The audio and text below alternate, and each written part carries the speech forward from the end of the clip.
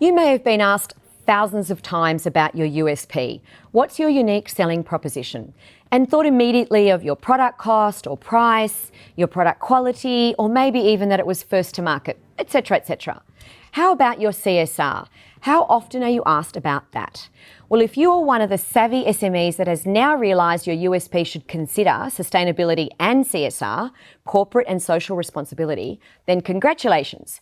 You've found a superpower that will change the world and your bottom line. If you're new to sustainability and CSR, don't worry, we got your back. As a business owner, it's understandable that you worry about the bottom line, but you're missing out on business if you're not articulating your contribution to society, the environment, and demonstrating responsible business practices. Today we talk to our expert, Sarah Redmond-Neal, Sustainability Advisor from Small Mighty CSR. She believes that SMEs have the power to have mighty impact. Welcome, Sarah. Thanks, Angela. It's lovely to be here. Thanks for inviting me. Not at all. Now, the interesting thing is, and I have literally stolen this from your website, is that the direction the world is progressing, this is not a short-lived trend. Sustainability and CSR, this is the way forward. Absolutely. If you look at the Sustainable Development Goals, this is a global movement around reducing impacts on the climate, helping people out of poverty, making businesses work together to design a better future. So 180 some countries around the world and businesses have come together saying this is the direction that we are all agreeing to go within 15 years by 2030. So we're already partway there. So the demand in this space is massive for solutions and products to help us get there. Do you see 2021 as being a key year for businesses to reassess their CSR and their sustainability aspects? Absolutely. I mean, obviously, sustainability has been growing and growing for years, but it was fascinating to me last year in 2020 to see the acceleration in that space of consumers, especially really starting to ask questions and be very careful about which brands they were purchasing from. For example, there's a fashion platform that they found the searches for sustainable products doubled last year. And I think a lot of people have seen those examples within their own circles of people saying, what's the best brand that I can buy this from that also is looking after the environment, that is also looking after their communities, because that's something that I'm passionate in. And I want to make sure that I'm buying from a company that's aligned with that, especially as the world is going crazy. So yeah, I think that the demand has just transformed in the last year. So 2021, you have to be on board. So the decisions and the content that's coming out of sustainability and CSR, it's very much data-driven in terms of what consumers are looking for. Yes, when you say data-driven, that same platform, that same fashion platform, the other interesting thing that they found was that consumers started searching for biodegradable or recycled plastic or vegan. Consumers are getting smarter, not only about what sustainability means, but also making sure that the businesses that they're purchasing from are not just paying lip service, that they're actually looking at the actual impact that they're having. And a lot of that is data driven in terms of what are your actual carbon emissions, for example, what's your waste, what's the social impact that you're having in a community. So when we look at, when we talk about sustainability, a lot of people outside, and particularly small businesses, may be under the impression that sustainability is only about environmental issues. It's not just about environmental issues, though. Absolutely right. We talk about sustainability actually being people, planet, and profit, or the three pillars. Or also sometimes you might hear it called environmental, social, and governance, or ESG. That's an increasingly common term. So yes, even though environmental sustainability has been a big focus over the last 10 years, we can't ignore the social side of things. And it's almost a bit of Maslow's hierarchy. We can't expect people to reduce their carbon emissions and their waste if they're not able to feed themselves or send their children to school. So the social aspect of that is absolutely critical. And it's not about driving a business broke to the wall by having to make all these decisions that are perceived to be the right ones. There's still a focus. In order to be sustainable, you have to be profitable to keep going. 100%. I mean, what sustainability is actually across those three pillars or three bottom lines to maximize all three. So it is about making sure that you are a viable business while also reducing your environmental impacts and maximizing the benefit that you're providing to your community. And also very, very often, if you're addressing the environmental and social aspects, you're bringing in more business. When I say very often, I mean almost all of the time. That's driving more customers to you, but also you're reducing your costs as well. So you're reducing your environmental resource costs around energy and water and paying for your waste to get taken away. You're also often reducing your employment costs because you're reducing any health and safety or wellness issues among your staff. You're attracting the best staff and being able to hold on to those top performers. So absolutely, it's a win in both ways on the bottom line. You've had more than 15 years experience around sustainability and CSR in the corporate world and the government world.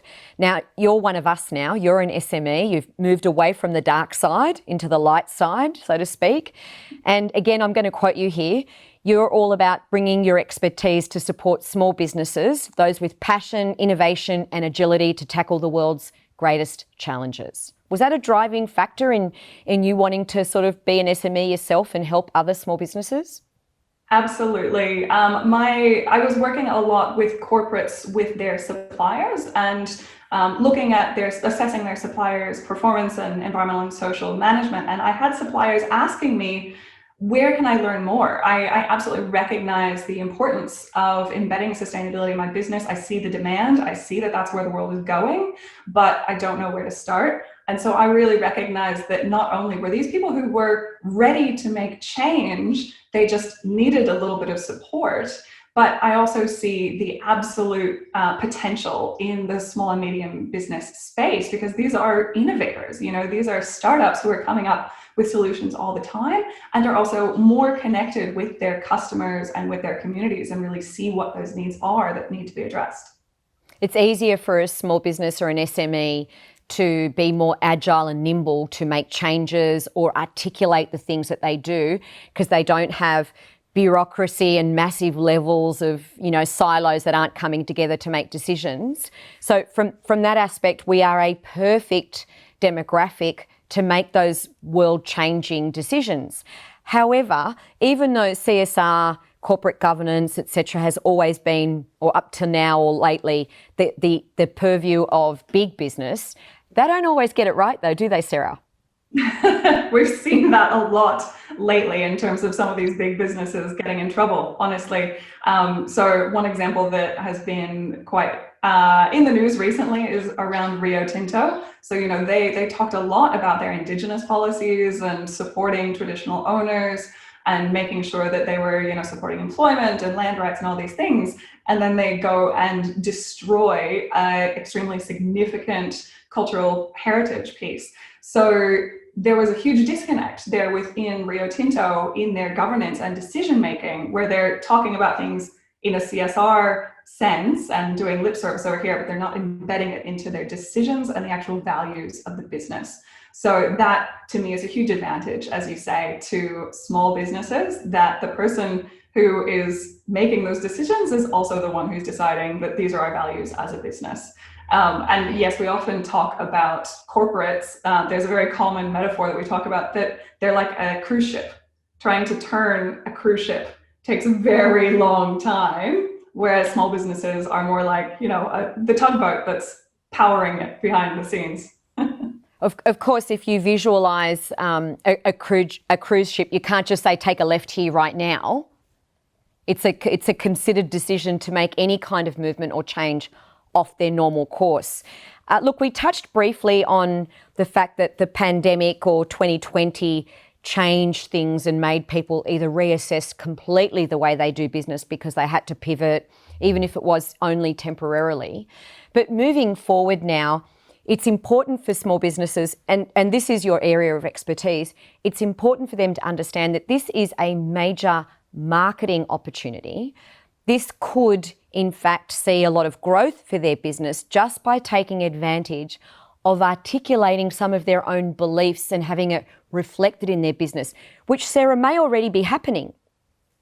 Absolutely. This is something that I've been really struck by in beginning to work with small businesses, moving from the corporate space where they tend to overstate perhaps what they're doing, whereas SMEs are very often understating what they're doing. They don't recognize themselves as a sustainable business or even a social enterprise, which is a business that its mission is to achieve a social outcome through commerce. So a lot of small businesses are actually that.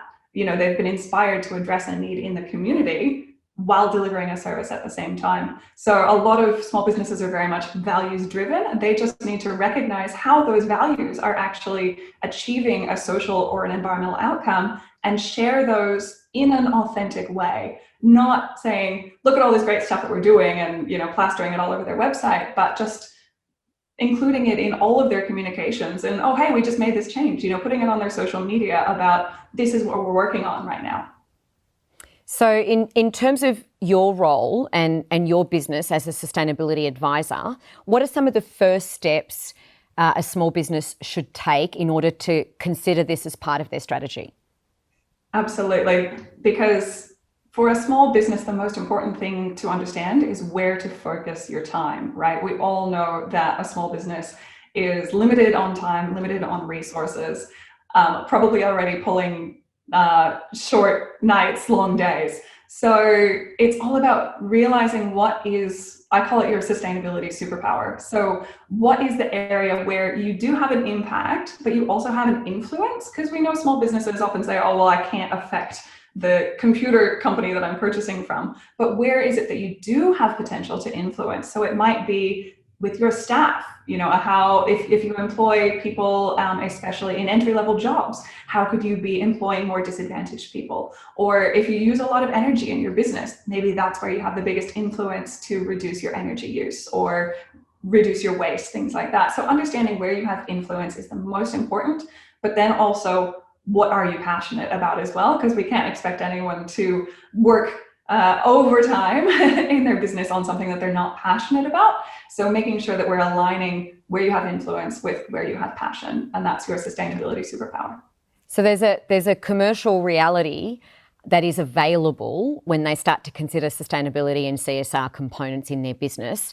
We know that there's data around that.